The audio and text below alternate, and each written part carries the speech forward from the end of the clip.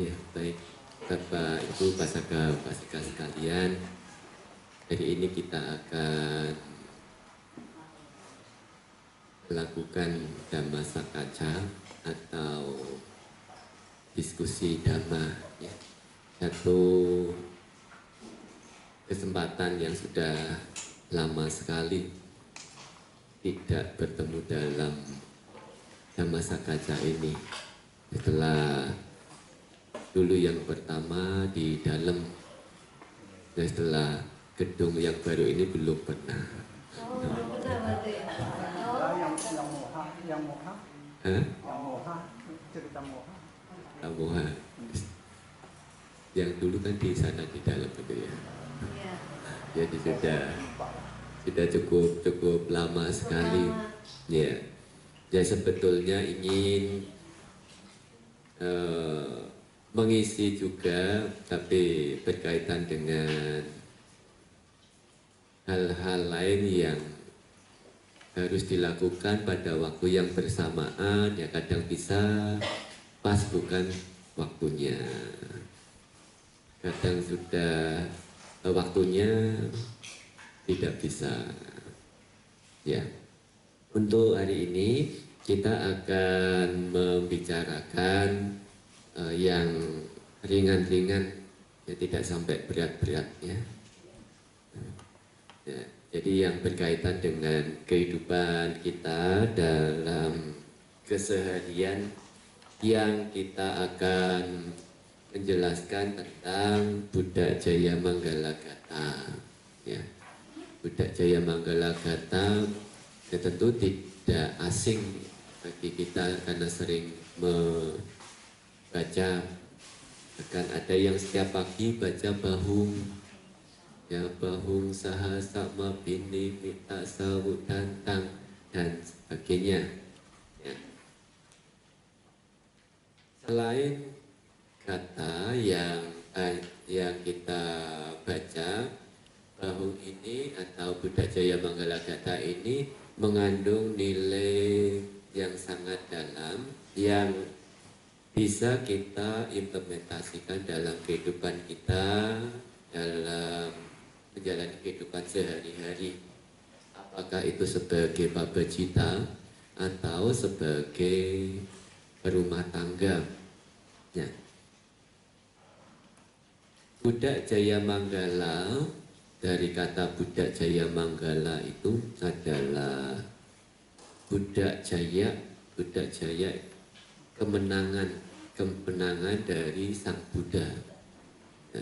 Kemudian ditambahkan dengan Manggala, berkah kemenangan dari Sang Buddha atau kemenangan yang dicapai oleh Sang Buddha. Nah, ketika kita mendengar kata kemenangan ini, asumsi kita akan apakah kemenangan ini seperti Iran dan Israel perang, ya. Ya. Karena ada kata menang, jaya. Ya. Nah, kemenangan yang dimaksud di sini nanti ini berkaitan dengan Dhamma yang dicapai oleh Guru Agung kita untuk menaklukkan para satru atau satu atau musuh, ya, atau hal-hal yang menyebabkan beliau mengganggu beliau. Ya. Jadi di sini Buddha Jaya Manggala Gata ini merupakan satu rangkuman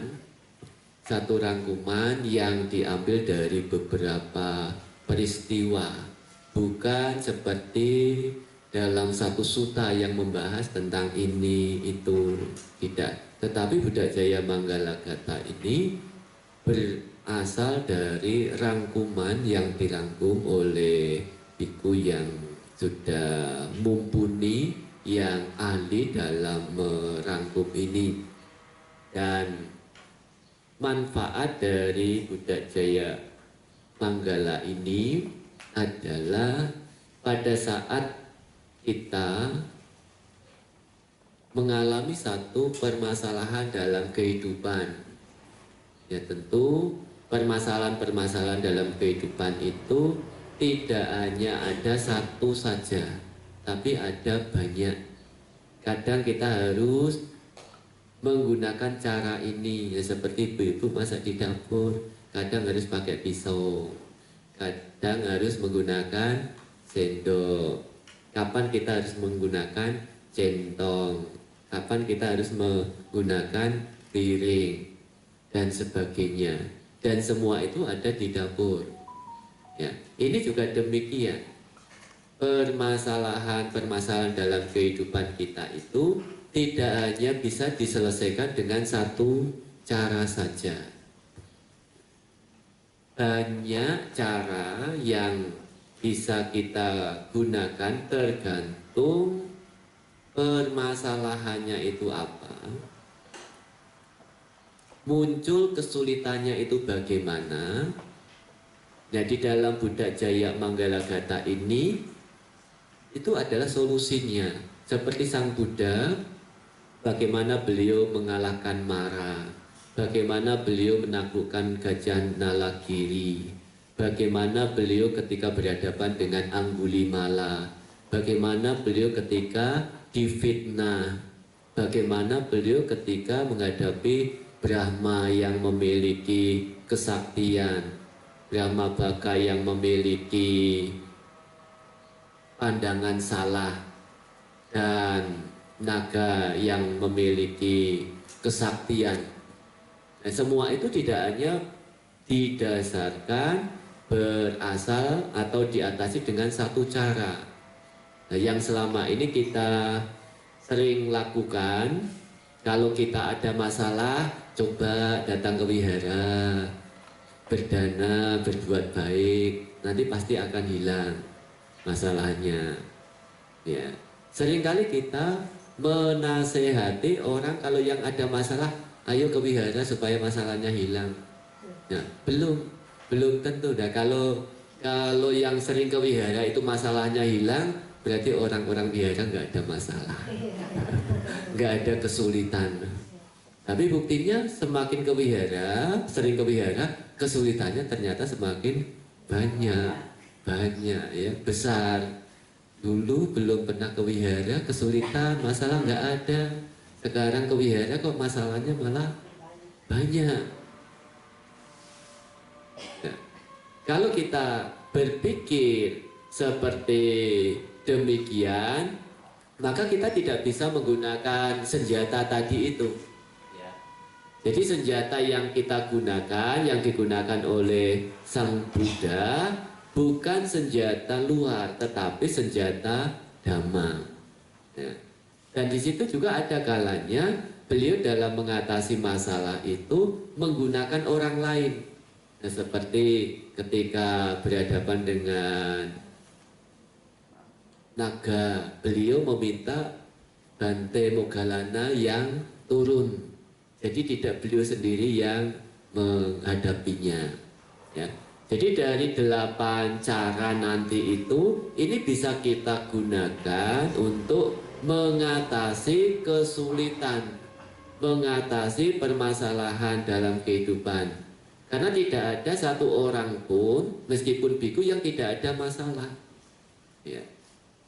Kalau biku, jadi biku tidak ada masalah, anggota STI sudah banyak. Ya, tapi nyatanya sekarang baru 109. Nggak tambah-tambah lagi, ya Pak Bung.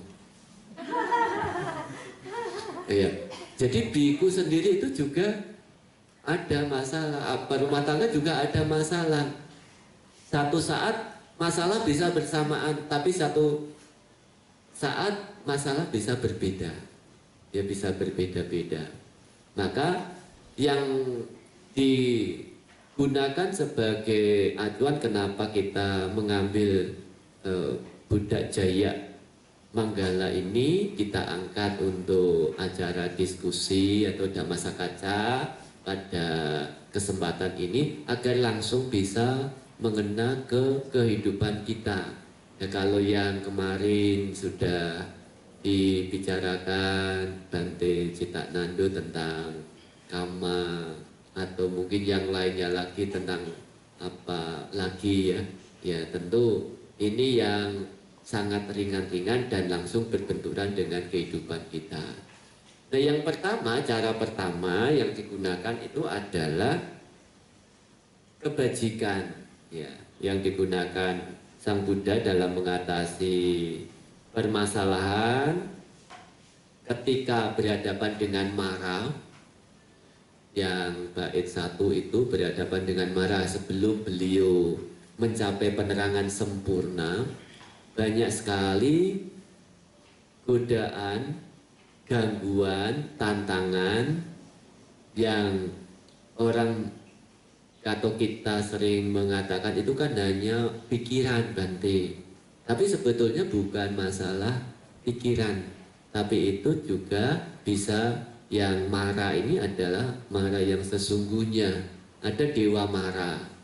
Ya, jadi mara ini bukan hanya sekadar pikiran kita, tapi mara di sini itu adalah dewa mara bersama dengan pasukannya yang ingin menggagalkan guru agung kita dalam mencapai penerangan sempurna. Nah, bagaimana beliau menghadapi bala tentara mara dan bala tentaranya itu? Dengan kekuatan kebajikan, ya, dengan kekuatan kebajikan dimulai dari dana parami. Ya, ini adalah cara pertama yang digunakan untuk mengatasi kesulitan, permasalahan yang tidak bisa dihindari oleh siapapun juga. Ya, kadang-kadang nanti kita akan berhadapan dengan seperti ini, seperti yang dihadapi atau dialami oleh Petapa Gautama sebelum menjadi seorang Buddha yang berhadapan dengan mara. Jadi beliau tidak menggunakan kesabaran. Jadi jangan sampai kita sabar, ya, sabar. Nanti orang yang sabar seperti tidak ada bedanya orang yang sabar dengan orang yang bodoh. Karena menggunakan semuanya itu hanya dengan kesabaran. Sabar semua kan pasti berlalu. Ya berlalu. Berlalunya itu ke arah yang baik atau ke arah yang tidak baik. Jadi di sini guru agung kita tidak kemudian diam, tapi beliau menggunakan kekuatan aditana, kekuatan kebajikan beliau, mulai dari berdana dan kebajikan-kebajikan atau parami-parami, dasa parami yang dilakukan oleh beliau yang lainnya. Jadi kekuatan kebajikan ini juga seringkali tidak kita sadari. Kebajikan kita kadangkala, ya, ada satu contoh, ada satu kecelakaan, satu mobil meninggal, tapi ada satu yang lewat, ya, lepas atau lolos. Kenapa satu mobil bisa meninggal semua, yang ini dia bisa lolos? Ya, padahal dalam satu mobil. Ini adalah berkat kekuatan kebajikan. Kebajikan yang dilakukan oleh orang tersebut yang lolos itu. Dengan kekuatan kebajikan itu, atau di dalam kehidupan kita ada istilah kuicin, ya, Bu, ya. Kuicin.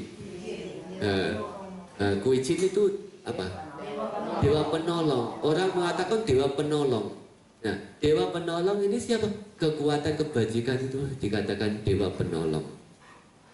Ya, jadi kebajikan kita itu tidak bisa dilihat, tetapi bisa bermanfaat, bisa dirasakan. Jadi ada kalanya sama-sama mengalami masalah.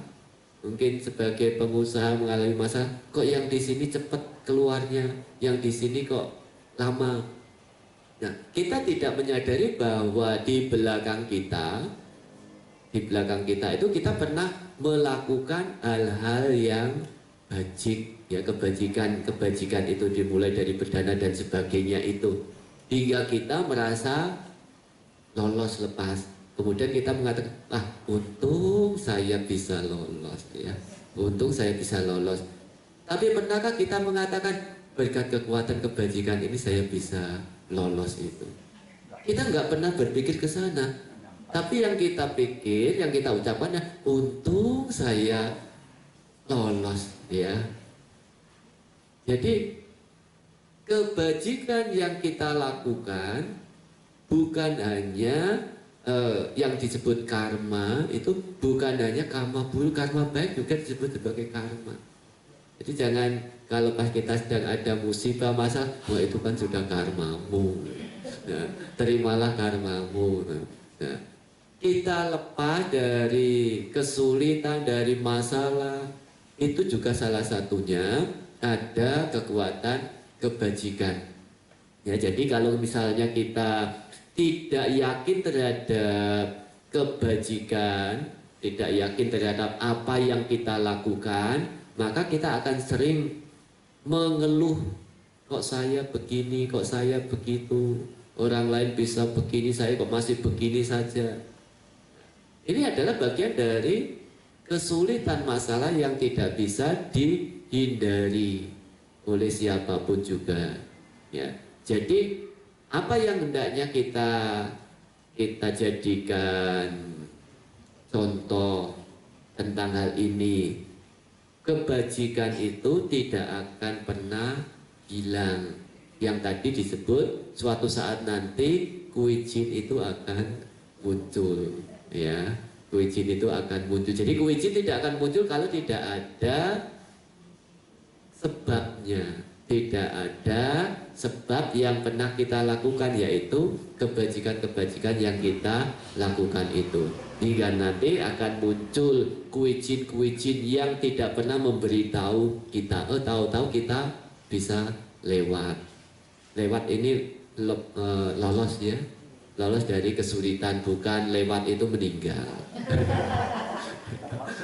Ya, nanti sama-sama lewat tapi lewatnya kemana, ya. Jadi ada yang orang punya masalah, lewatnya dia cepat, gampang sekali dia terbebas dari kesulitan. Orang lain sampai lama tapi dia cepat sekali. Nah, ada satu cerita lagi, orang ya termasuk umat ini sering ke Gunung Sindur. Ada satu tender jalan tol, ya, tender jalan tol. Semua menggunakan cara suap. Dia tidak bisa menggunakan cara suap, kalah dengan pesaing-pesaingnya. Ya, karena pesaing-pesaingnya juga termasuk yang sangat ya kuat lah untuk suap-suap begitu. Tapi suatu malam dia ditelepon oleh yang membuat tender itu, bahwa tender itu diberikan kepada dia. Padahal dia tidak menggunakan suap itu. Dia mengerti bahwa dia nggak akan bisa menyaingi lawan-lawannya itu. Ya, tapi kenapa dia bisa mendapatkan tender itu? Ya, ini bukan sekadar untung, bukan sekadar tiba-tiba, tapi itu ada kekuatan kebajikan itu, ya, kekuatan kebajikan. Jadi kalau misalnya kita berada dalam posisi seperti Sang Buddha berhadapan dengan orang lain, kita tidak bisa menghindar. Kita mau kemana kita nggak bisa menghindar. Tapi sekarang kan kita tidak ada, ya, kecuali kalau kita ke Israel, ke Iran, ya. Di sini di Indonesia belum ada. Misalnya suatu saat kita mengalami hal yang seperti itu, kita tidak bisa bergerak, mau lari kemana kita sudah tidak bisa. Apa yang harus kita lakukan? Dengan kekuatan kebajikan itu. Jadi kalau kita pada saat mengalami masalah dan kita sudah butuh, tidak bisa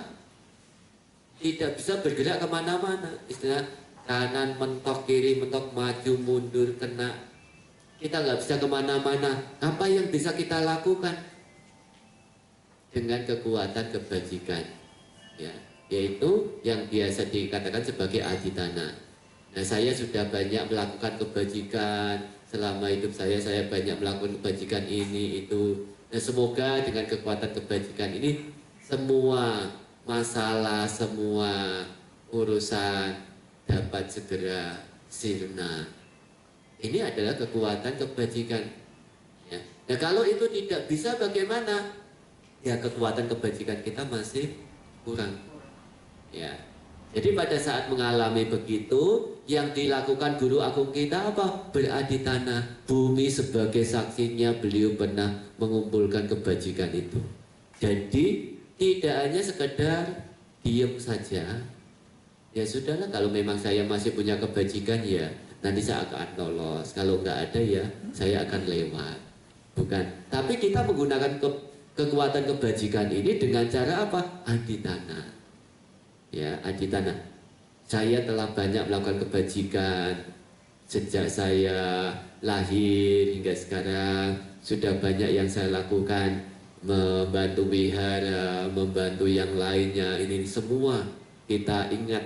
Ya, ini kita ingat. Kemudian kita beradi tanah dengan kekuatan kebajikan itu. Semoga kesulitan ini bisa segera sirna. Itu. Jadi ini adalah cara pertama yang digunakan Sang Buddha dalam menghadapi mara itu. Kemudian yang kedua, ini dilanjutkan atau ada pertanyaan? Saya nanya kalau boleh. Boleh, ya boleh bertanya ya, boleh bertanya. Jadi kalau tidak harus sampai selesai dulu ya. Ya silakan Pak Bong. Saya kan umat awam dan juga istilahnya keyakinannya masih ya gitulah. Kalau antena apa wifi-nya kadang muncul, kadang-kadang nggak betul. Nah, tapi sepengetahuan saya sebagai umat awam tidak rasanya untuk muncul cita dengan keyakinan begitu jarang sekali bantu bisa muncul bagi umat awam. Biasanya mereka kadang-kadang dia akan merembet, aduh, ke konsep lain bisa nyasar, bisa ini, semoga ini minta itu. Biasanya akan ke sana Bante. Tapi yang Bante lakukan bahas hari ini memang bagi kita harus mudah-mudahan bisa muncul Bante. Ya, gitu aja Bante. Ya, masalahnya Pertanyaannya apa? Bante, Iya. tolong Ya. jelaskan. Biasanya umat awam tuh wifi-nya putus nyambung Bante. Radarnya masih banyak gangguan. Ya, tidak akan lurus seperti Bante yang jelaskan itu. Iya, ya memang ini tidak mudah untuk memunculkan kondisi seperti itu pada saat kondisi sulit. Ya, pada saat terjadi kondisi-kondisi seperti itu, biasanya kita akan pergi ke Gunung Kawi, Gunung Salak, apalagi ke altar, ya ke pohon bodhi, bawa 3 jeruk, pasang 3 dupa, nah itu. Nah ini juga bagian dari kebajikan Pak Bong. Meskipun pada saat itu kita itu tidak muncul pemikiran begitu, dengan melakukan ini pada saat melakukannya itu bisa muncul. Ya, jadi kalau pada saat itu, pada saat kita mengalami kesulitan, tidak bisa memunculkan itu, ya dengan cara tadi itu, pergi ke, tadi kan ke tempat-tempat itu ya, ya di sini ada tempat-tempatnya. Hah? Kalau dulu itu Gunung Kawi terkenal sekali. Pernah dengar Gunung Kawi ya? Apa? Tempat apa? Pemujaan. Ya ini kan mau suro kan ya. Ya. Jadi suronan ya itu biasanya ke sana itu. Jadi bukan dengan cara-cara seperti itu yang dimaksud. Orang yang tidak mengetahui bahwa kekuatan kebajikan itu juga memiliki kekuatan yang dahsyat, tidak akan sempat berpikir begitu. Nah kalau yang seperti itu istilahnya ada buah hampir ya masih belum setengah matang, pengkel, buru-buru dikasih karbit, ya tidak akan bisa matang. Kalau matang pun rasanya tidak enak. Ya, tapi kalau sudah mengkel Namun kalau dikasih karbit, dia bisa cepat matang dan rasanya juga lebih enak daripada yang belum mengkel. Jadi gambarannya apa? Seperti tadi orang ke tempat-tempat seperti itu, kebajikannya ini belum berbuah, meskipun dia bisa menyelesaikan masalahnya itu, tapi di belakangnya itu masih ada rentetan-rentetan yang lainnya itu. Manis di depan, pahit di belakang. Permata kaya. Iya. Jadi sekarang nggak usah ke Gunung Kawi kalau ada masalah-masalah begitu, cukup ke bank. Ya kan sekarang seperti apa namanya pinjol itu toh. Seperti pinjol. Kalau dulu pinjol kan tidak ada. Kalau kesulitannya itu masalah keuangan begitu, orang yang tidak mengerti, ya dia langsung ke arah begitu. Belakangnya bagaimana ya ditarik oleh pinjol terus begitu. Enak di depan, tidak enak di belakang.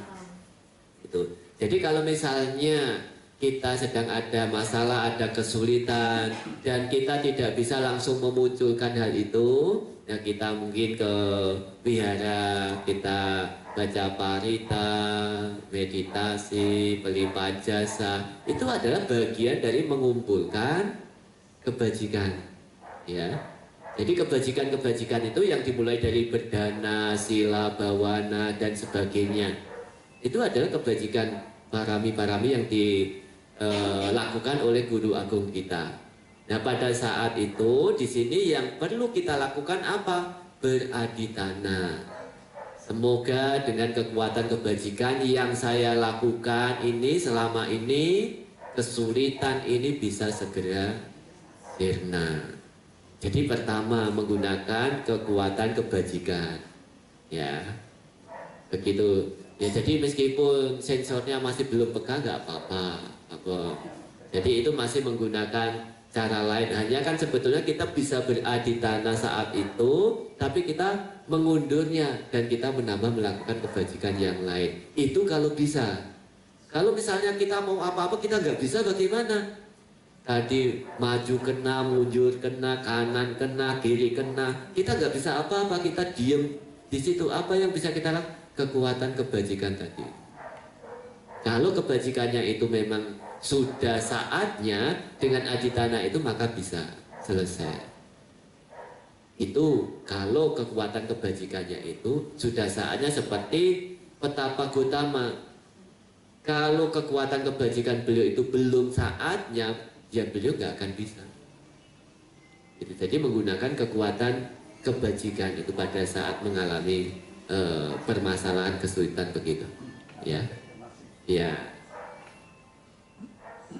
ya, Pak Koko. Bante, apakah kekuatan kebajikan itu bisa berbuah pada saat yang kita lagi butuh gitu?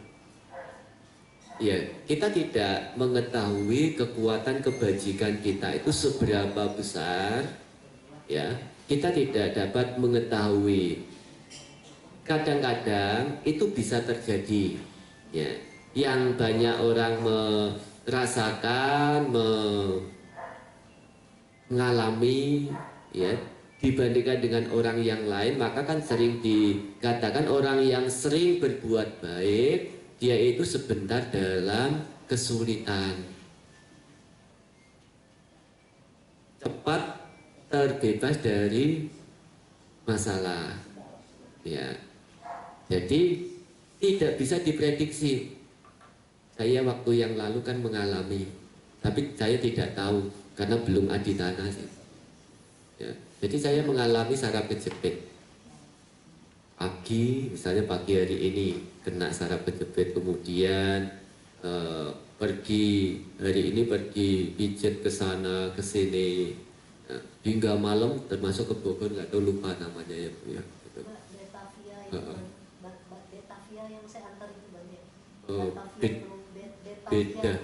Beda lagi ya dulu. Oh, buku depan. Nah, jadi setelah itu pulang ke wihara kok rasanya sudah agak enak. Rasanya sudah agak enak. Kemudian saya gunakan untuk duduk di luar, gerimis, mau bangkit kembali tidak bisa. Kemudian di sekretariat depan. Nah, di sana tidak bisa berdiri. Ya, untung ada, ya sekali lagi untung. Jadi ada itu biku-biku baru kan di sana itu, awal-awal biku baru di sana 2022 ya. Ya, tolong ambilkan kursi roda, saya nggak bisa jalan gitu. Jadi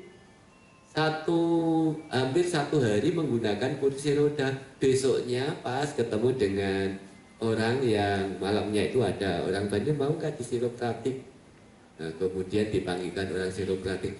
Hanya ditarik, siangnya itu ditarik, tidak sampai 15 menit.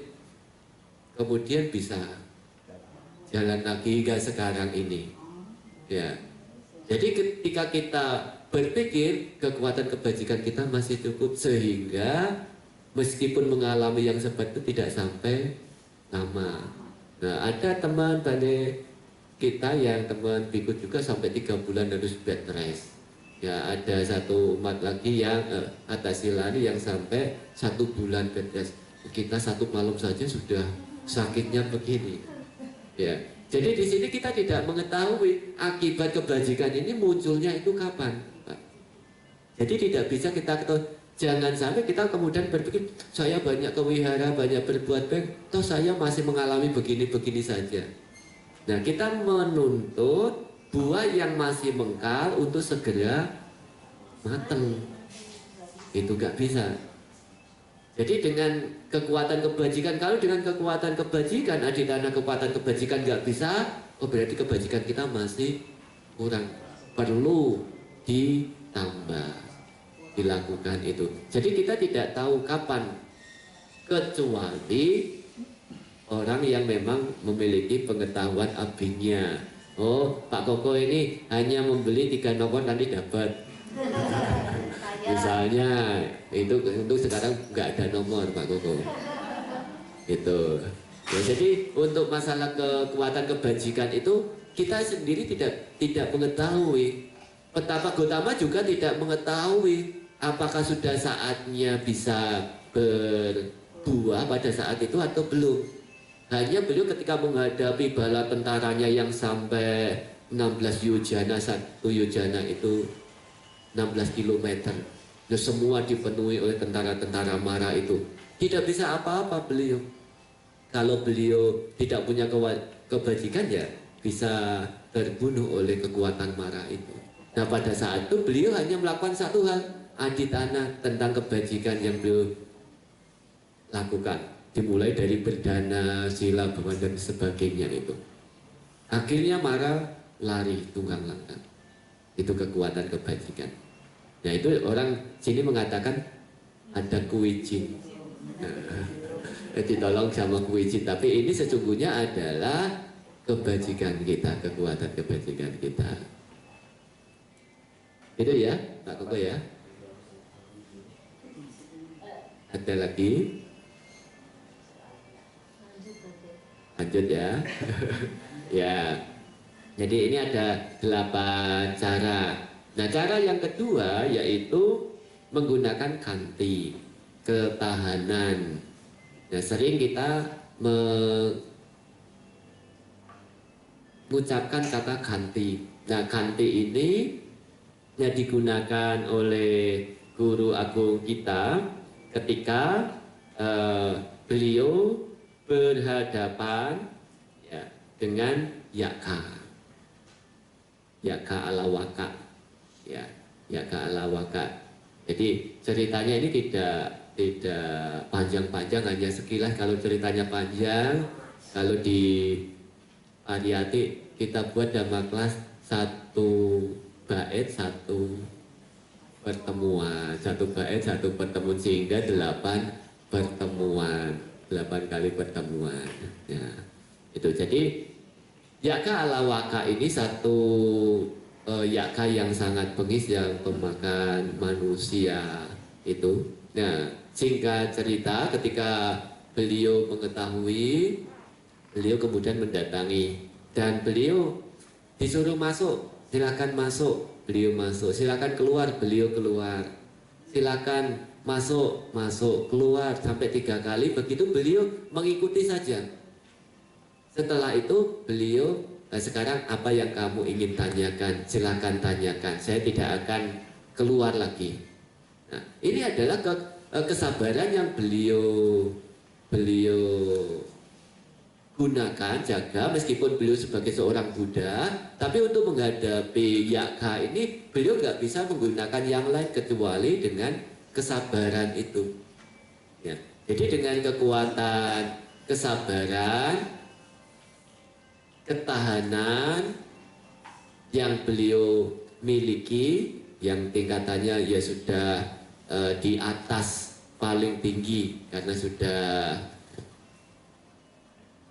sebagai parami, ya, kesabaran yang tinggi. Nah, kesabaran yang digunakan ini kita dalam implementasinya dalam kehidupan kita sehari-hari juga memerlukan kesabaran. Nah, misalnya di rumah tangga bapak ibu sedang cekcok dengan pasangannya, dengan anaknya, dengan tetangga, dengan teman.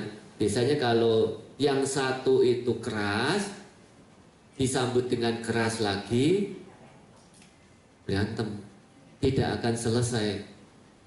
Ya, karena apa? Keinginan kita, ego kita berada di atas kesabaran. Saya kok dibeginikan, kok saya kok dibegini, nah, saya kok.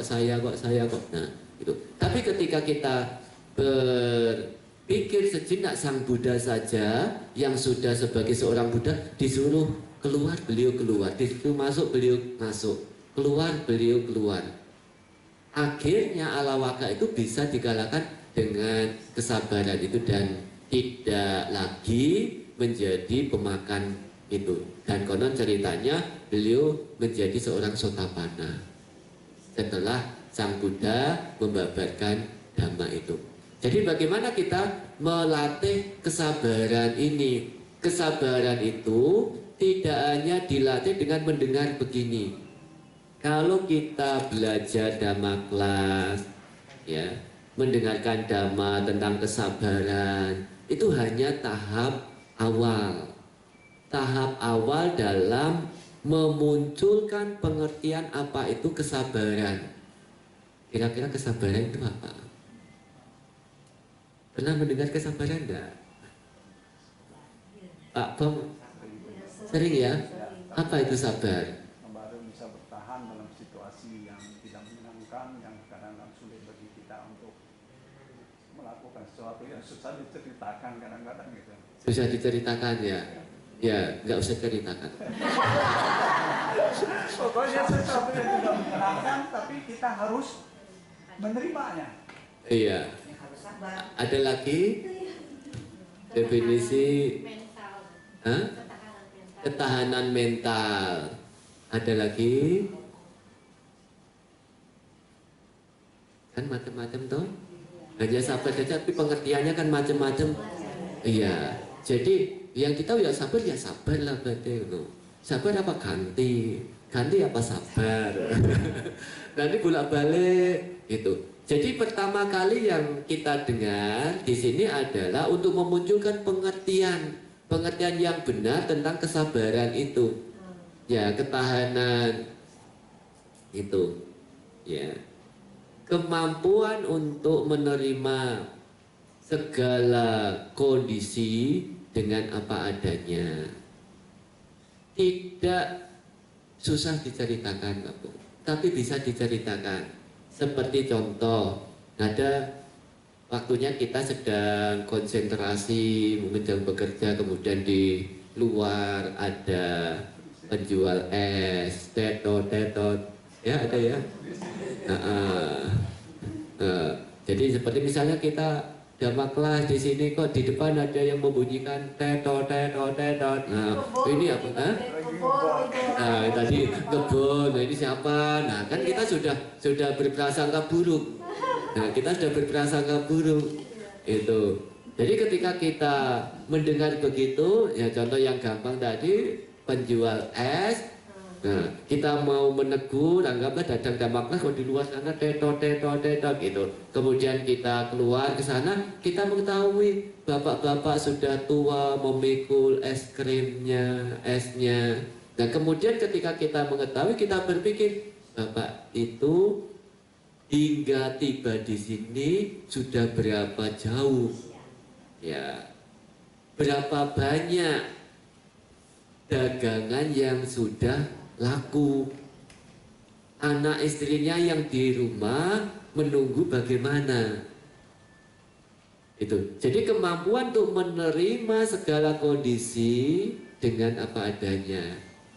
Jadi tidak mengedepankan, kita tidak ingin dia itu membunyikan klakson itu seperti itu, tapi kita lebih ke arah pemikiran yang objektif, ke dia bukan ke kita. Nah, kesabaran tidak bisa muncul karena kita terlalu subjektif, keinginan kita itu yang dituruti, harus di cover, harus diikuti. Nah, orang lain tidak boleh ngebor, ini sedang damaklas saya. Nyari siapa yang Iya, jadi kita sudah nyari-nyari, padahal mereka mau melakukan itu juga karena mungkin sedang darurat. Oh, mungkin mereka kebun ini karena sedang sangat perlu sekali, penting sekali. Nah, disitulah kita mengembangkan kesabaran itu secara objektif, melihat apa yang dilakukan itu secara objektif. Jadi tidak mengedepankan kita. Seperti Sang Buddha ketika menaklukkan Yaka Alawaka ini, beliau objektif melihat Yaka Alawaka ini yang memang sifatnya bengis. Jadi beliau mengikuti itu, meskipun beliau juga bisa mengeluarkan kesaktian beliau, tapi beliau tidak mau menyadarkan Yaka Alawaka ini dengan kesaktian, karena memang ada cara yang digunakan, yaitu dengan kesabaran. Dengan kesabarannya itu, cara kesabaran ini kadang-kadang hampir sama seperti orang bodoh. Orang mengatakan, kok kamu bodoh sekali sih? Oh, sebagai suami kok diomeli istrinya diem saja. Ya, sebagai suami kalau diomeli istrinya ya, ini banyak istri semua. Bapaknya sedikit. Ya, itu misalnya, ya misalnya. Nah, atau mungkin sebagai istri, kok diomeli kamu diem saja, istri biasanya cerewet loh. Nah, ya jangan mau kalah dengan suami. Nah, jadi kadang-kadang orang yang melihat, mengetahui itu, melihat orang demikian dikira orang yang bodoh. Iya, itu. Tapi diem ini dengan pengertian loh, bukan dengan dongkol. Tunggu saat yang tepat. Ancam tunggu saat yang tepat, nanti kalau waktunya tepat pasti akan keluar. Ya, jangan seperti itu, tuh bukan sabar. Itu jauh lebih berbahaya daripada pasangannya bicara kemudian ikut bicara, saling menimpali begitu, daripada menahan bicara tapi tanpa pengertian. Itu nanti bisa jadi bom waktu. Kalau sudah tidak tertahankan, bukan suara lagi yang keluar, piring terbang. Iya, karena ini sudah jadi bom waktu. Itu jauh lebih berbahaya. Jadi kalau kita diam, kita harus punya pengertian bahwa membalas itu tidak ada manfaatnya, tidak berguna, tidak perlu dibalas. Dengan pengertian, mungkin dia sedang capek dari kerjanya, atau mungkin dia ada masalah. Nah, caranya bagaimana kalau kita mau mengetahui? Ya kalau sudah reda, ya ditanya baik-baik. Kok kamu tadi bicaranya marah-marah, kenapa? Kenapa nggak bisa pelan-pelan, nggak bisa disampaikan baik-baik? Tunggu waktunya untuk menyampaikan itu. Nah, kita mengerti bahwa kesabaran di situ diperlukan. Ya, kalau kita, pasangan kita atau mungkin orang lain yang bicara ke kita, kita diem karena kita takut, itu nanti bisa jadi bom waktu. Kan seringkali terjadi di tempat kerja atau mungkin di rumah tangga antara apa namanya pembantu rumah tangga itu, pembantu rumah tangga namanya apa? ART, ART, asisten rumah tangga, namanya bagus. Iya, kan seringkali terjadi ada ART yang berbuat di luar batas itu. Ya, ada yang berbuat di luar batas, bisa keras terhadap anak, terhadap orang tua yang dia jaga dan sebagainya. Kalau anaknya sedang ada di rumah mungkin tidak kelihatan, tapi begitu keluar, yang seringkali di CCTV ditampilkan itu, dia keras terhadap orang yang dia jaga itu. Nah, ini adalah akibat dari kebodohan, yaitu dia hanya menahan tanpa pengertian yang benar. Jadi ketika dia dimarahi mau menjawab juga gak berani karena dia sebagai ART, dia sebagai orang yang kerja. Nah, jadi dia menyimpan kebenciannya ini disimpan terus hingga suatu saat bisa menjadi bom waktu. Nah, kalau sudah jadi bom waktu, ya itu nanti dia bisa berbuat macam-macam. Gitu. Jadi ini bom waktu. Demikian juga dengan pasangan, ya, suami istri, orang tua dengan anak. Kalau kita sabarnya itu tanpa pengertian, dia bisa berubah menjadi bom waktu. Maka kesabaran ini harus dengan pengertian. Kalau dia sedang marah, kita harus punya pengertian. Oh, mungkin dia sedang ada masalah. Jadi kita tidak boleh menimpalinya dengan pengertian tadi. Mungkin dia ada masalah. Tuh. Nanti kalau sudah agak reda, nah baru dibicarakan. Kenapa toh tadi kok sampai harus marah-marah begitu? Nah, ini kesabaran, ya. Jadi kita mengetahui kondisi objek itu yang memang sedang marah, tanpa harus kok saya dimarahi. Saya ini kan sudah capek juga, kok saya dimarahi. Nah, namanya kita subjektif. Melihat segala sesuatunya itu secara subjektif, bukan objektif. Nah, ini ada kaitannya dengan yakta butangnya nadasana. Yakta butangnya nadasana, melihat segala sesuatu sebagaimana adanya. Begitu ya, Pak Bang? Ya, Bante, tapi itu harus orang bijaksana, Bante. Iya, namanya ini kan Dhammasakaca. Ini tadi contoh dari Sang Buddha. Contoh dari Sang Buddha. Tapi kalau kita bicara Dhamma kemudian, kan itu untuk orang yang bijaksana, saya kan belum bijaksana, ya sudah selesai. Tidak ada Dhammasakaca.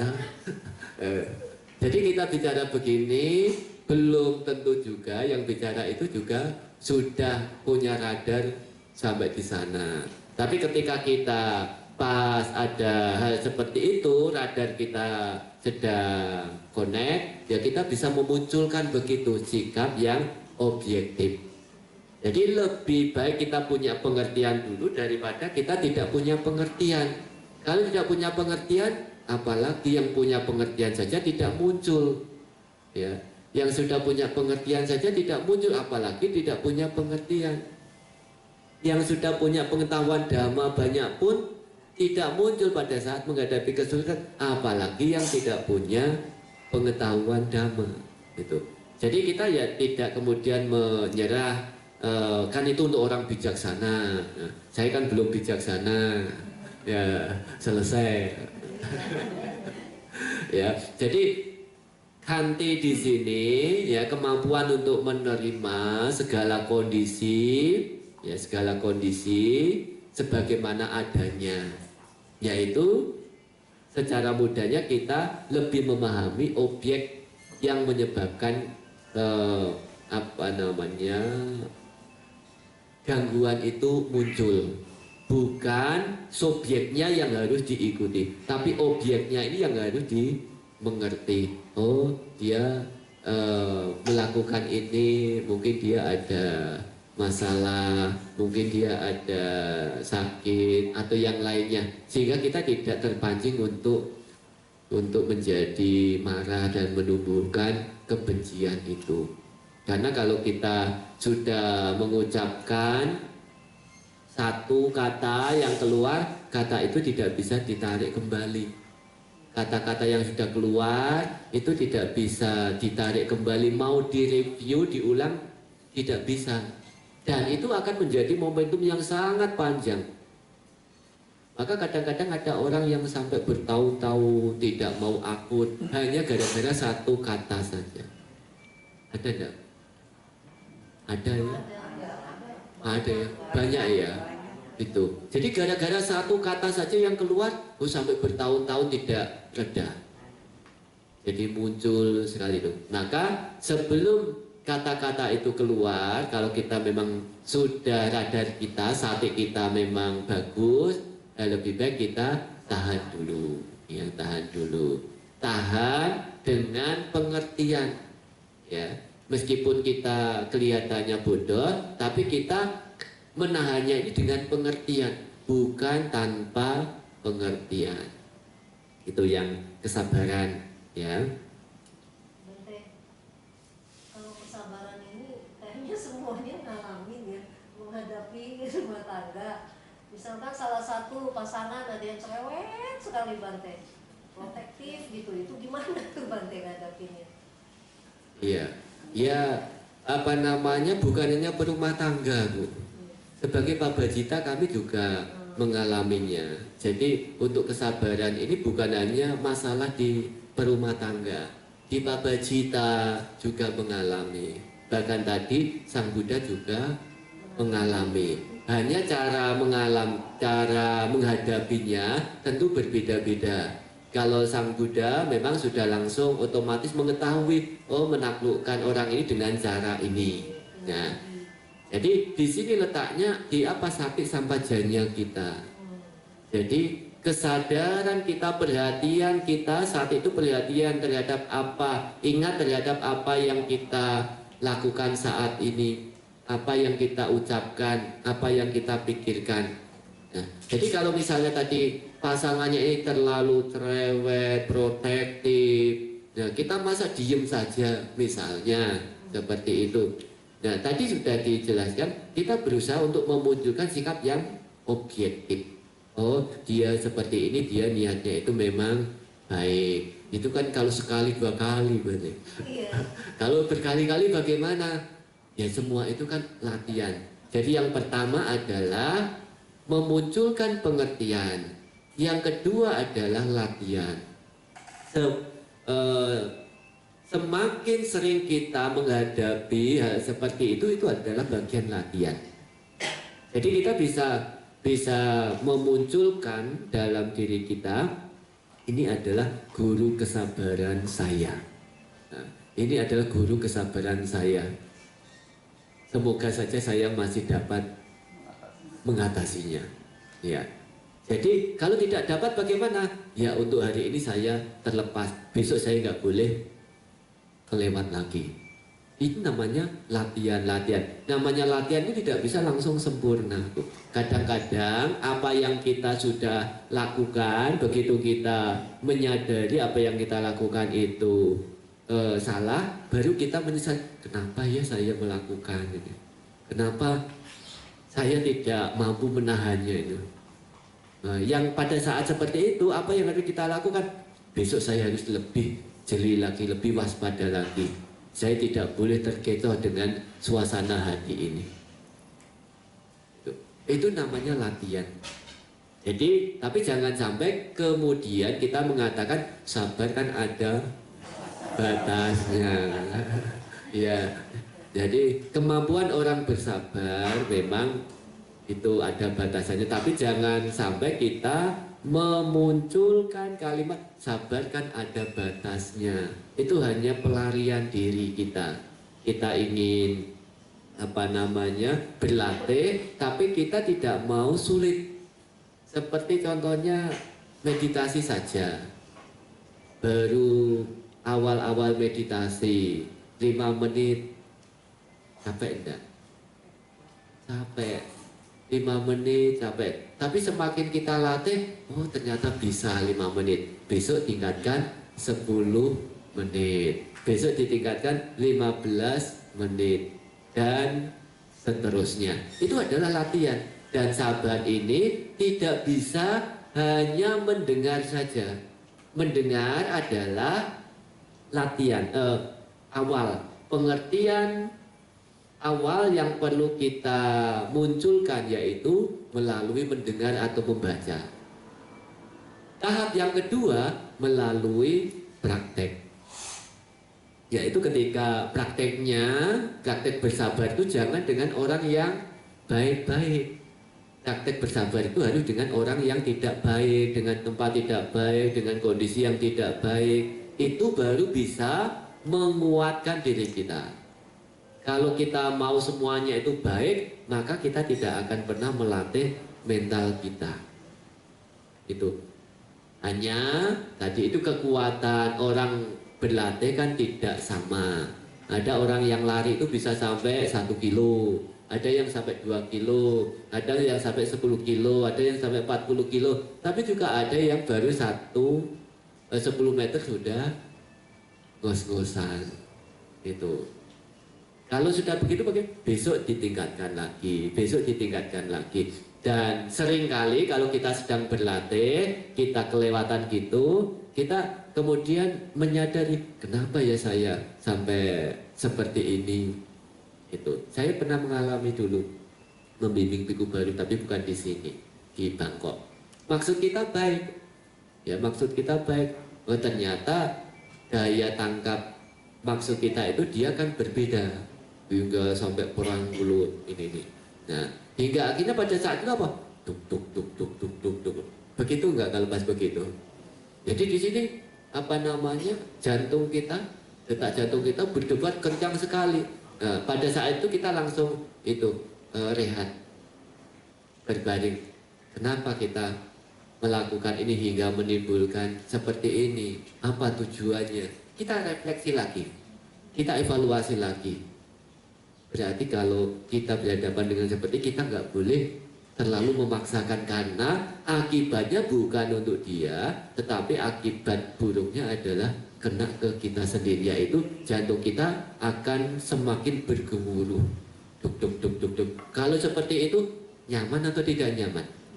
Tidak nyaman. Maka kita yang bisa interaksi dengan diri kita. Saya kan maunya nyaman, saya nggak mau seperti ini. Kalau gitu saya nggak boleh terkecoh lagi dengan hal seperti ini. Itu.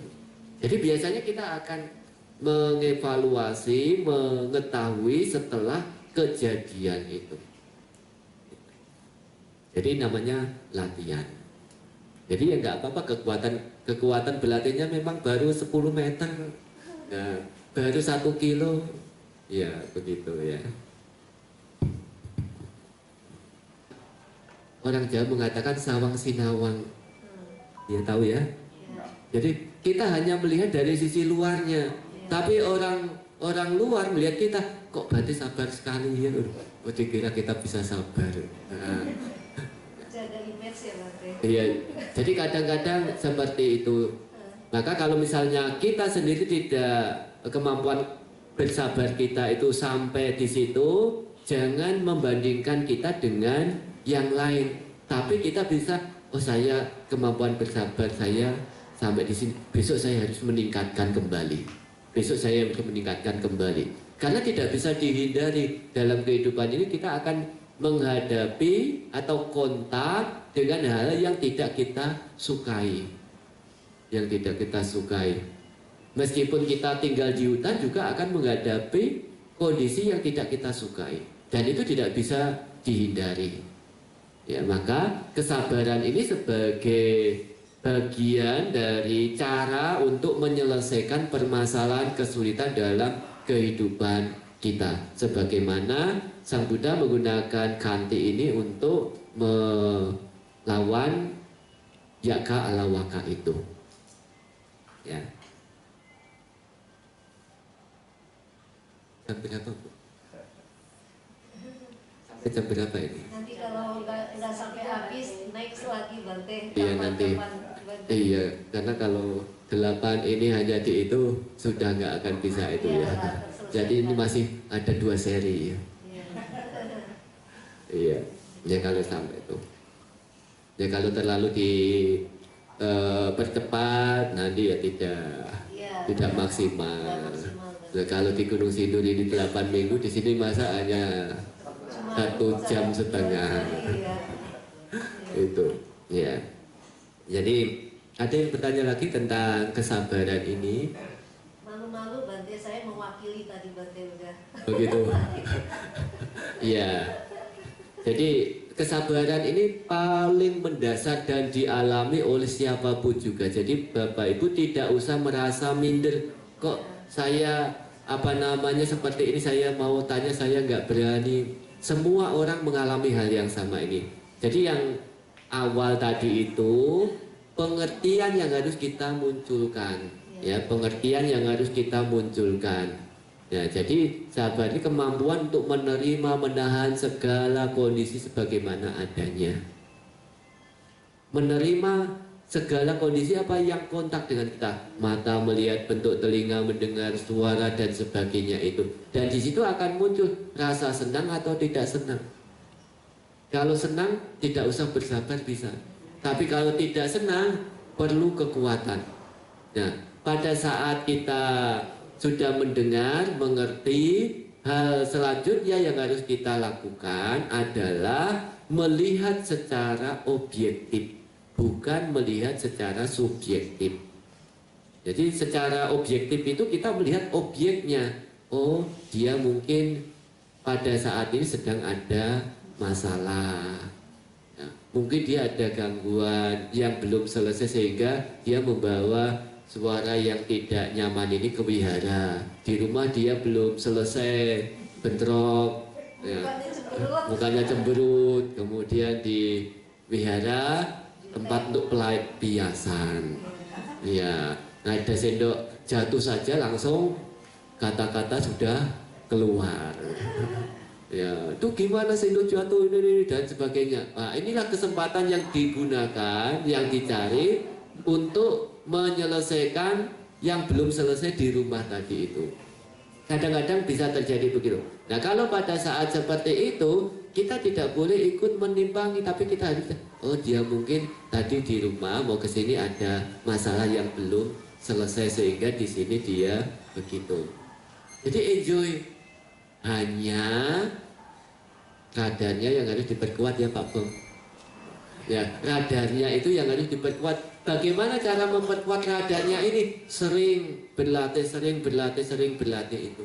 Jangan lari dari kenyataan itu. Hadapi kenyataan dan kita introspeksi. Kalau saya tidak sabar, jantung saya bergemuruh. Kalau saya bergemuruh, saya tidak nyaman. Saya mau nyaman. Saya tidak mau jantung saya ini bergemuruh. Karena itu saya nggak boleh mengikuti emosi saya. Saya harus bisa mencegah. Itu. Ya. Ada yang bertanya? Tidak ada ya? Lanjut. Ini yang ketiga, nalagiri. Ya, yang berkaitan dengan meta. Jadi nalagiri ini konon diceritakan gajah yang sangat buas, ya, sangat baik.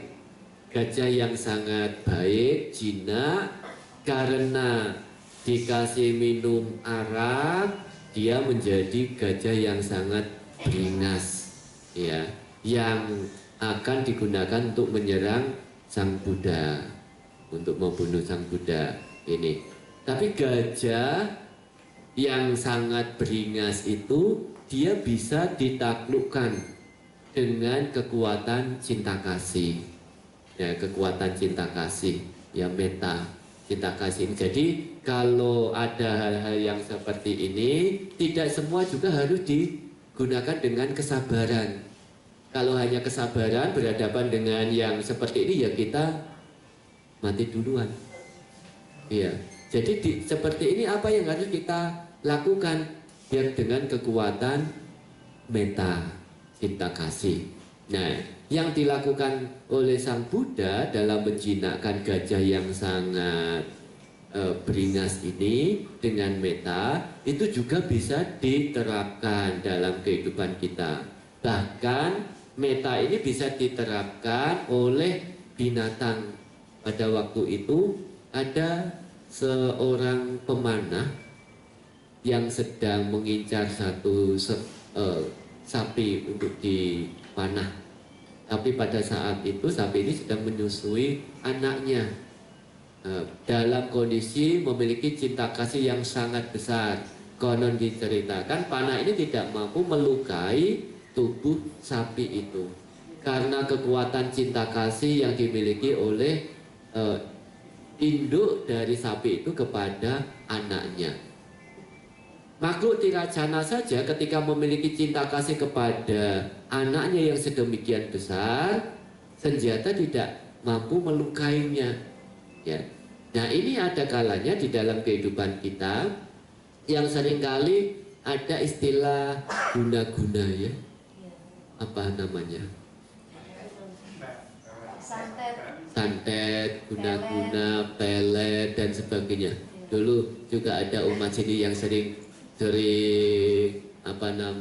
menyampaikan ada masalah santet dan sebagainya itu sini ya dulu.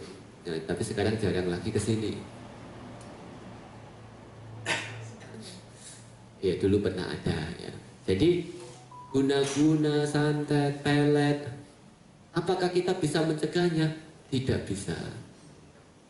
Apakah itu ada banding guna-guna, santet, pelet? Ada. Ya, ada tidak kok tidak ada. Ya, itu ada. Hal-hal seperti itu ada. Hanya cara mengatasinya bagaimana? Ya dengan kekuatan meta cinta kasih itu. Nah, cinta kasih ini bisa menangkal racun, senjata, ilmu hitam begitu. Ya, kalau di masyarakat kita kan masih kenal dengan istilah ilmu hitam. Nah, karena pikiran kita itu lebih hitam, jadi ilmu hitam itu lebih cepat. Nah, padahal yang hitam itu harus dilawan dengan yang putih. Ya, jadi yang putih ini apa? Cinta kasih itu. Jadi karena pikiran kita lebih hitam daripada ilmu hitam, apa itu? Lebih hitam daripada ilmu hitam. Kebencian, kedengkian dan sebagainya itu jauh lebih hitam daripada ilmu hitam.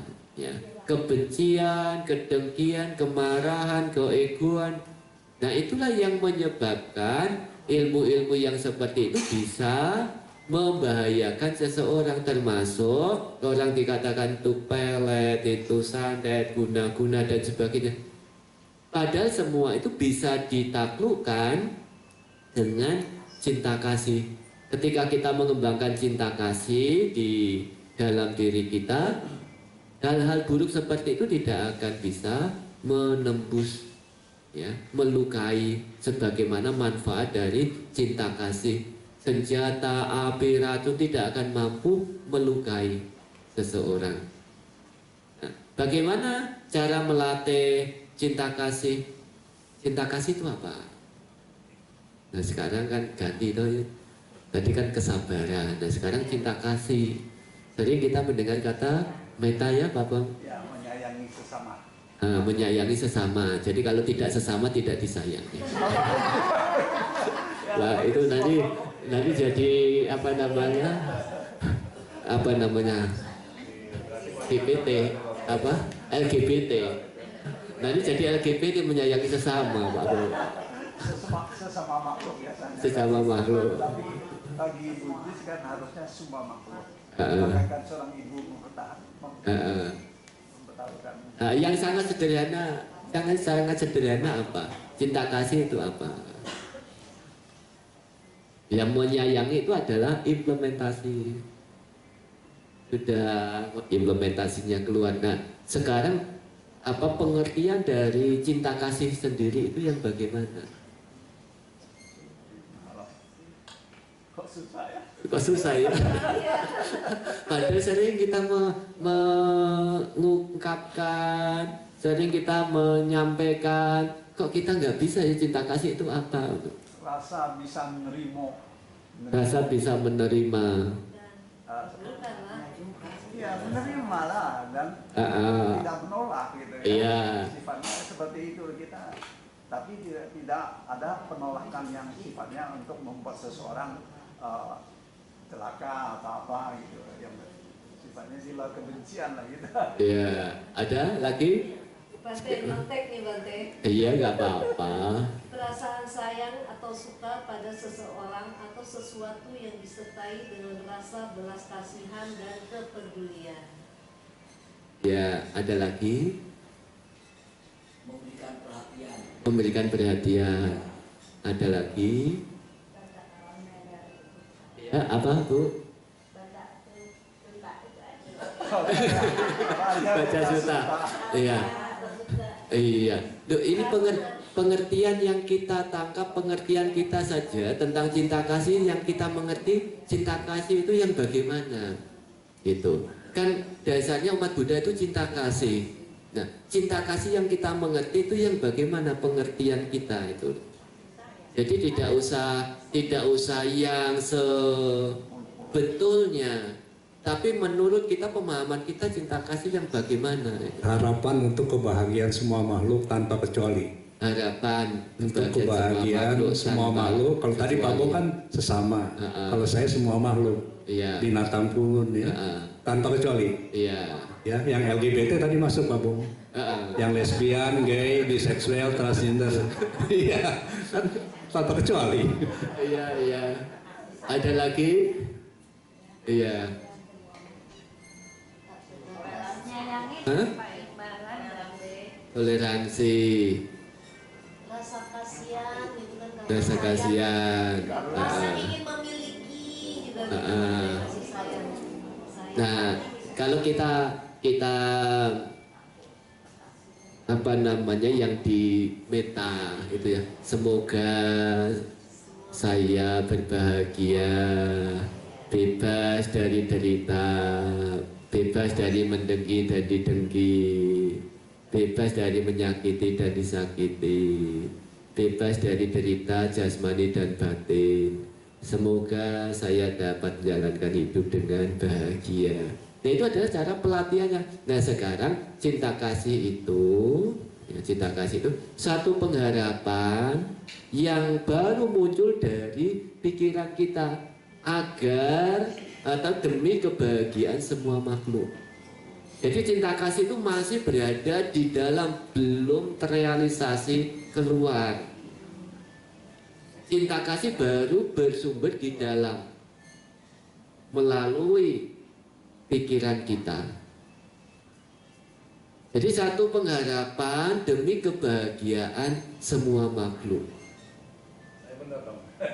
Ya.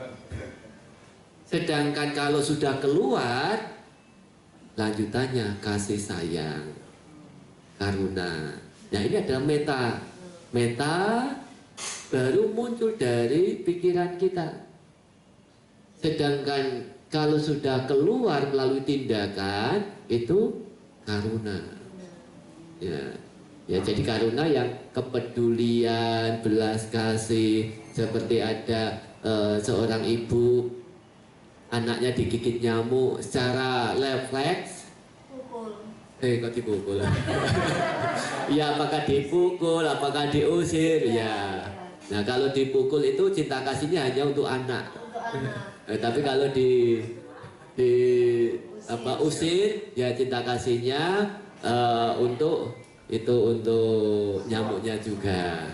Jadi cinta kasih dan kasih sayang itu muncul secara spontan. Begitu melihat anaknya digigit nyamuk, cinta kasih langsung otomatis keluar dan langsung terrefleksi dengan kasih sayang. Kasih sayang itu satu tindakan untuk meringankan penderitaan makhluk lain. Jadi karuna. Jadi karuna. Itu. Jadi cinta kasih ini masih berada di dalam satu pengharapan yang dimunculkan untuk kebahagiaan semua makhluk. Ya, tadi tanpa kecuali. Ya, jadi bukan untuk sesama. Itu. Jadi masih di sini, masih di pikiran kita. Jadi belum sampai keluar melalui ucapan, melalui tindakan, masih ada di sini. Itu masih ada di dalam pikiran. Nah, cara pengembangannya bagaimana tadi? Kalau kita ingin mengembangkan cinta kasih, kita harus mengembangkan melalui diri kita dulu. Tidak mungkin kita akan mengembangkan cinta kasih ketika kita tidak memilikinya. Semoga semua makhluk hidup berbahagia, bebas dari derita. Nah, pikiran kita duk duk duk duk duk duk. Dia tidak akan mampu refleksi itu. Ya. Jadi pertama kali untuk melatih cinta kasih ini kita melatihnya terhadap diri kita. Setelah kita agak tenang, ya, baru kita menjabarkan keluar semoga semua makhluk berbahagia. Bebas dari derita, bebas dari mendengki dan didengki, bebas dari menyakiti dan disakiti, bebas dari derita jasmani dan batin. Semoga mereka dapat menjalankan hidup dengan bahagia. Tapi kalau di dalam terjemahan buku yang baru itu bebas dari kegeraman, ya, bebas dari permusuhan. Itu. Ya, mungkin pengertiannya agak sulit, yang belum terbiasa agak sulit. Nah, tapi nanti itu akan ada penjelasan-penjelasan lanjutan apa yang dimaksud dengan kegeraman, apa yang dimaksud dengan permusuhan itu. Jadi mulai diperbaiki, mulai diperjelas lagi nantinya itu. Jadi yang di sini cinta kasih ini bisa kita kembangkan setiap saat, tidak harus pada saat kita duduk yang dikatakan duduk bermeditasi itu. Setiap saat kita berada dimanapun juga kita mengembangkan cinta kasih ini kita bisa. Nah, itu adalah pelatihan. Setelah kita mengerti, kita praktek. Kalau tadi Kanti prakteknya harus ada objeknya, objek luar yang membuat kita harus bisa bertahan, menahan. Tapi kalau cinta kasih ini harus dimunculkan, dibiasakan, dimunculkan pemikiran-pemikiran. Maka kalau misalnya cinta kasih ini sudah dimunculkan, begitu nanti berhadapan dengan objek luar yang tidak sesuai, kita langsung bisa punya radar juga, Pak. Nah, jadi dari cinta kasih ini kita tidak langsung mengejudge dia itu salah, dia itu jelek, dia itu jahat, dia itu ini dan sebagainya. Tapi kita mengarah ke kita. Biasanya Bante kita akan merespon dengan memberi sesuatu untuk meringankan dia, akan muncul itu. Menurut saya Yang untuk meringankan si penderita atau si objek yang tidak sedang mengalami penderitaan akan muncul. Kita sifat untuk menolong meringankan kondisi dia akan muncul. Misalnya melihat orang miskin, orang atau orang tua di pasar sedang bermasalah, mungkin kita akan ya ringan-ringan mungkin. Ya dengan apa yang ada di diri kita akan membantu. Itu bisa saja terjadi, tapi juga bisa baru sebatas di meta saja. Kalau sudah melalui tindakan tadi itu sudah arahnya ke karuna. Nah, ya apakah kita melalui tindakan memberi barang, ataukah kita menuntun orang itu, misalnya ada ibu-ibu mau menyeberang jalan, ya muncul rasa kasihan dan agar dia itu bebas dari penderitaan itu, dengan kata lain agar dia berbahagia toh, bebas dari penderitaan. Nah, seperti yang melatih meta tadi, semoga saya berbahagia bebas dari derita. Nah, itu adalah pengembangan meta.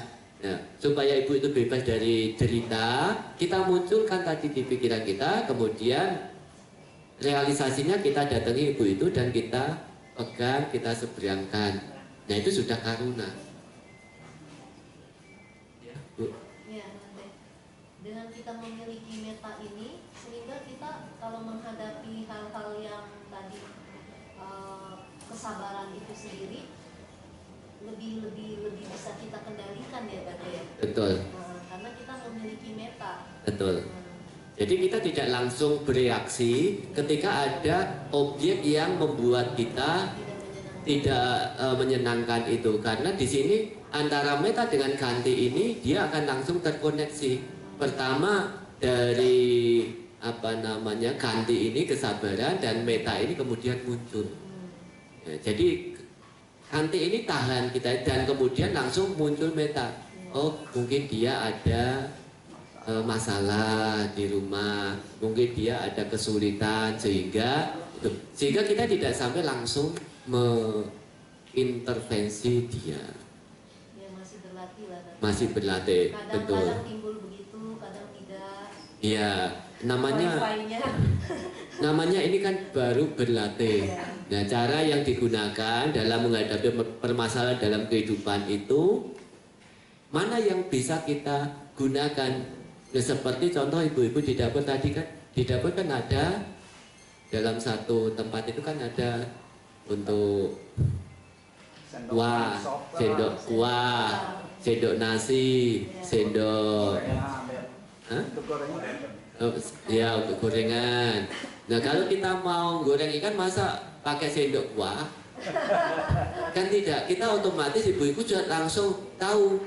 Langsung mengambil. Tapi kalau Pak Pung yang di dapur, mana yang digunakan? Ya, karena Pak Pung belum berlatih. Itu. Tapi kalau ibu-ibu sudah berlatih setiap hari, saya yakin pada saat awal-awal juga sama. Mana ini yang kita gunakan? Tapi karena sudah terbiasa, maka langsung otomatis tidak usah dilihat terlalu itu, langsung dipegang. Ini sudah langsung otomatis terjadi. Jadi ganti meta ini bisa langsung otomatis bisa muncul ketika kita membiasakan itu. Caranya ya harus berlatih. Nggak ada sesuatu yang tanpa berlatih, yang langsung tiba-tiba itu tidak ada. Jadi perlu latihan, Kadang-kala gantinya yang harus muncul dulu. Kadang-kala metanya yang harus muncul dulu. Ganti dengan meta bisa muncul secara bergantian. Meskipun dalam menghadapi satu konteks yang sama, permasalahan kesulitan yang sama. Jadi saling mendukung. Begitu Pak Pung ya? Ya, tapi mungkin konteksnya tadi Bente, tadi gajah yang lagi mabuk itu kan binatang yang penuh kebulisan, ingin menghancurkan kita. Tapi itu bisa juga mungkin kalau kita jangan coba-coba misalnya melawan gajah sedang mabuk kalau kita. Kalau misalnya anjing, kadang-kadang kan di tempat umum tuh anjing atau apa yang galak, tapi kalau kita anjing itu biasanya bisa, nanti saya ngalamin bisa itu. Pokoknya kita jangan takut, Pancarkan. kita itu Iya. kan, Kita jangan berlari. Iya. Jadi yang contohnya tadi cerita yang diangkat adalah Sang Buddha menjinakkan gajah Nalagiri yang mabuk. Tetapi yang menjadi inti di sini bukan gajahnya yang mabuk, tapi cinta kasihnya. Iya, jadi cinta kasih, kanti, kemudian kebajikan itu adalah satu alat yang bisa kita gunakan dalam mengatasi kesulitan kehidupan di kehidupan sehari-hari itu. Jadi jangan nanti saya mau mencoba Anjing galak. Meta saya ada anjing galak, saya nggak lari. Nah, ya langsung ditekan duluan. Itu namanya nanti akan ada lanjutannya yaitu wisdom. Nah, nanti di belakang akan ada wisdom. Itu. Jadi meta tanpa wisdom berbahaya. Ya. Jadi kalau ini nanti wisdomnya itu bersambung ke yang selanjutnya. Jadi sekarang ini baru sebatas kita arahnya ke meta. Jadi kadang-kalanya satu kesulitan, satu masalah dalam kehidupan kita itu kita harus menggunakan meta. Seperti Bapak Ibu punya anak. Ya, punya anak yang mungkin kadang-kadang ya menjengkelkan, melawan atau apalah. Nah itu konsekuensi punya anak. Kalau nggak mau begitu ya jangan punya anak. Anaknya suruh ikut saya. Ya. Jadi kalau ada anak yang seperti itu, nah ini dikedepankan bagaimana orang tua itu kan punya cinta kasih. Jadi kalau sedang berhadapan dengan anak yang seperti itu, cinta kasih dengan kesabaran ini langsung silih berganti itu antara sabar dan cinta kasih. Kalau hanya sabar saja tapi cinta kasihnya tidak muncul, ya berbahaya. Ya. Jadi berhadapan dengan anak seperti itu, pada satu saat kantinya yang terdepan, satu sisi lagi metanya yang terdepan, yang diperkuat. Jadi sudah tidak menahan lagi, tapi ketika anak itu berlalu, ya semoga anak saya ini bisa cepat sadar dengan apa yang dia lakukan, dia berbuat, meta yang dikembangkan. Ya. Jadi pertama kanti, tapi kemudian di sisi lain metanya ini harus dimunculkan. Jangan sampai dosanya yang dikedepankan. Itu ke hadapan anak. Seringkali orang tua itu bahkan menyampaikan anak yang rajin main game, rajin atau sering ya, yang sering main game, cara diskusi bertanya orang tua kepada biku, jangan mengajak anaknya. Jangan sampai menyampaikan keburukan anak itu di depan orang lain, ada anaknya. Nah itu adalah satu hal yang tidak bijak. Cinta kasih yang tidak sesuai, tidak pada tempatnya. Maunya anak ini berubah. Karena saya pernah mendengar atau ya menjumpai ibu-ibu, memang masalah anak-anak nakal bagiannya ibu-ibu. Ya, itu anaknya dibawa dan diceritakan anaknya ini nih, wah, ini ibunya gimana loh, ceritakan keburukan anak, ada anaknya. Nah, terus saya sampaikan, saya panggil anaknya, tolong tadi ambilkan minuman tuh di sana itu. Nah, saya suruh anaknya keluar dulu, baru ibunya saya kasih tahu, kalau mau bercerita tentang anak jangan di depan anak. Anak tidak akan bisa berubah, alih-alih berubah anak malah lebih keras lagi. Itu. Jadi jangan sampai menceritakan hal seperti ini di hadapan anak. Anak akan menyimpan. Jadi kalau misalnya ada anak-anak yang seperti itu, jangan sampai dibawa bersamaan dalam diskusi. Ya, hanya memiliki anak itu mudah, tapi menjaga anak susah, tidak mudah. Jadi tanpa pertimbangan yang jauh, ibu ini langsung menceritakan keburukan, kebiasaan, tabiat anak itu seperti itu. Anak ini sampai di rumah, saya pikir kalau sudah sampai rumah nanti ibunya pasti akan diserang terus ya, karena dia sudah menjelekkan diri anaknya di depan orang lain. Itu. Iya.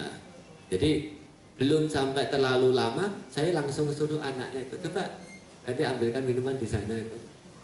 Langsung ibunya saya kasih tahu.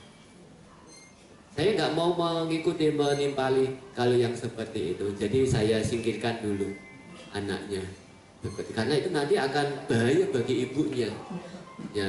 Ibu di situ tidak ada cinta kasih. Kalau seperti itu cinta kasih tidak muncul. Maksudnya cinta kasih, tetapi realisasinya ibu itu malah membuat anak ini menjadi murka. Itu. Jadi cinta kasih ini ya demi kebahagiaan anaknya juga itu. Jadi cinta kasih ini digunakan dalam momen-momen tertentu sesuai dengan kondisinya.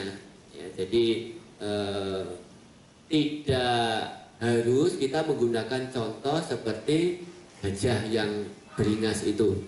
Demikian juga nanti kalau mengembangkan cinta kasih, jangan coba-coba, saya kan mengembangkan cinta kasih, saya mencoba anjing di Ciapus. Ya sudah terlambat, mas cinta kasih nggak ada manfaatnya. Nanti kita yang diiru katanya pada maju cinta kasih bisa menyelesaikan tuh, bukan. Ya jadi di sini jangan sampai salah paham ya. Jadi yang kita angkat tadi itu cerita yang dialami oleh Sang Buddha. Yang kita ambil di sini adalah cara apa yang digunakan. Kekuatan kebajikan, kanti kesabaran, meta cinta kasih, dan ini bisa kita gunakan untuk mengatasi kesulitan permasalahan dalam kehidupan kita. Pada saat mana kita harus menggunakan meta cinta kasih, pada saat mana kita harus menggunakan kanti kesabaran, pada saat mana kita harus menggunakan aditana kekuatan kebajikan itu. Jadi cerita yang disampaikan itu hanya sebagai pendahuluan.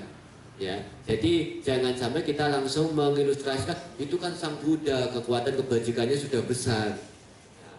Kita kan masih belum. Ya, jadi itu. Jam berapa Bu? Ya, ada yang ingin ditanyakan? Ini mesti harus bersambung 3 kali. Iya. Soalnya Bante penjelasan ini jarang dibahas oleh ya jarang, bahkan baru kali ini. Jadi kita itu kadang-kadang masih menangkapnya dari batas kasarnya aja, luarnya gajah, misalkan gajah yang kita hadapi gitu ya. Padahal itu maksudnya cinta kasih dalam mengatasi kehidupan kita dalam betul. Itu yang harus. Iya, makanya itu dinamakan berkah Buddha Jaya Manggala. Jadi berkah kemenangan Sang Buddha. Tapi bukan apa yang dilakukan Sang Buddha itu yang kita ikut lakukan dengan mengalahkan ini, mengalahkan ini. Nah, tapi cara yang digunakan Sang Buddha itu kita gunakan untuk menyelesaikan permasalahan kita. Permasalahan sebagai perumah tangga tentu berbeda dengan permasalahan yang ada di kalangan pambajita kebikuan. Ya. Pengalaman yang atau permasalahan dengan mendidik anak tentu berbeda dengan permasalahan dengan pasangannya, dengan orang tua dan sebagainya. Jadi berbeda-beda konteksnya. Hanya caranya nanti itu bisa mana yang harus kita munculkan cinta kasih, mana yang harus kita munculkan kesabaran, mana yang kita munculkan kekuatan kesabaran, mana yang harus kita munculkan dengan wisdom. Itu. Hingga nanti di situ akan ada kekuatan pikiran ide-widi. Jadi bisa kekuatan pikiran kita, bisa juga dengan minta tolong orang lain. Jadi tidak harus ditangani sendiri.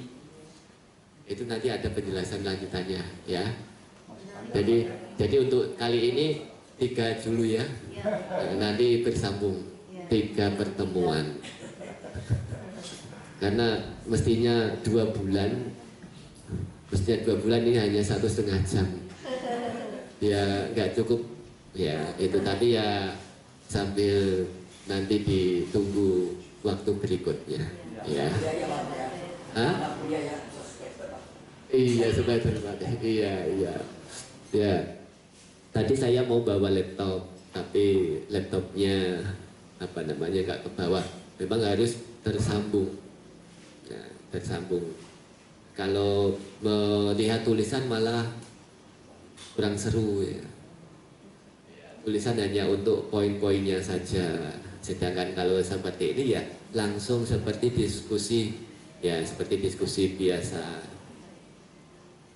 Kalau di laptop lebih banyak menjelaskan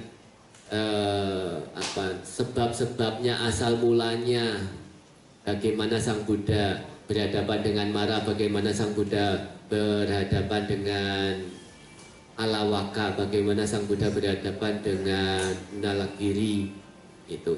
Nah ini yang sekarang ini yang kita ambil hanya sekilas, dan kemudian cara meta itu apa, bagaimana cara mengembangkannya, bagaimana ya. Tadi sudah dijelaskan ya, meta itu apa, bagaimana cara mengembangkannya, bagaimana, dan bisa kita pilih caranya yang sudah dijelaskan tadi ketika kita menghadapi kesulitan, permasalahan dalam kehidupan kita ini.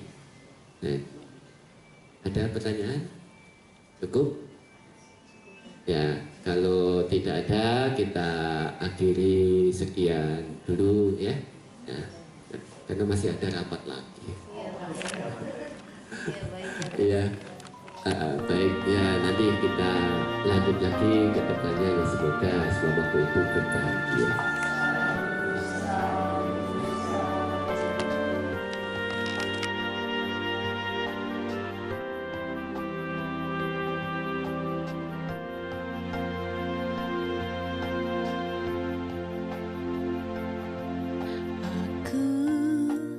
Insan biasa,